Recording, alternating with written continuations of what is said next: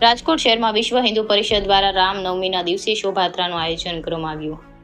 રાજકોટમાં વિશ્વ હિન્દુ પરિષદ દ્વારા રામનવમીના દિવસે શોભાયાત્રા કોટેજા ચોકથી જિલ્લા પંચાયત ફૂલચાપ ચોકથી પંચનાથ મંદિરે પૂર્ણાહુતિ કરશે અને મહાઆરતીનો કાર્યક્રમ પણ રાખવામાં આવ્યો છે।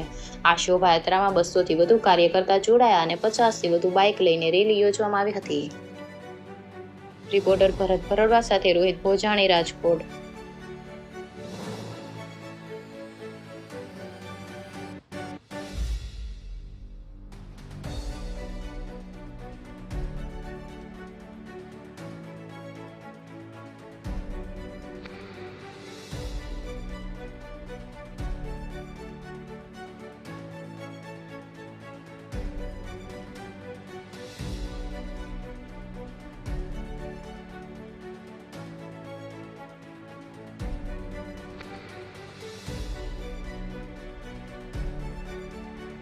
જે તમારું મારું નામ મનીષભાઈ વડેરિયા છે। હા મનીષભાઈ, આજરોજ વિશ્વ હિન્દુ પરિષદ દ્વારા રામનવમીને લઈને રેલી અને પદયાત્રાનું આયોજન કરવામાં આવ્યું છે। કઈ પ્રકારનું આયોજન છે ને કયા કયા રૂટ ઉપરથી નીકળશે?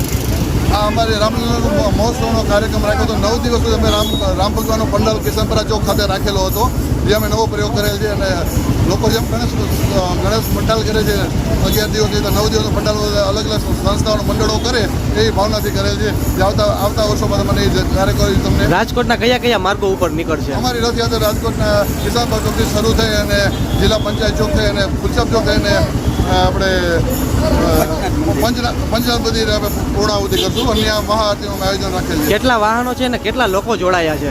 અત્યારે અંદાજે 200થી વધારે લોકો જોડાયેલા છે અને 50 વ્હીકલો અને પ્લસ ટુ વ્હીલરો અલગથી પણ છે જોડાયેલા છે। દર વખત કરતા આ વખતે કઈ વિશેષ કાર્યક્રમ? અમે લોકો પાલકી યાત્રા કરીને એક જ પાલકી રાખતા હોય છે, એમ બદલે આ વ્હીકલો વધારી અને રથયાત્રા સ્વરૂપ આપેલ છે।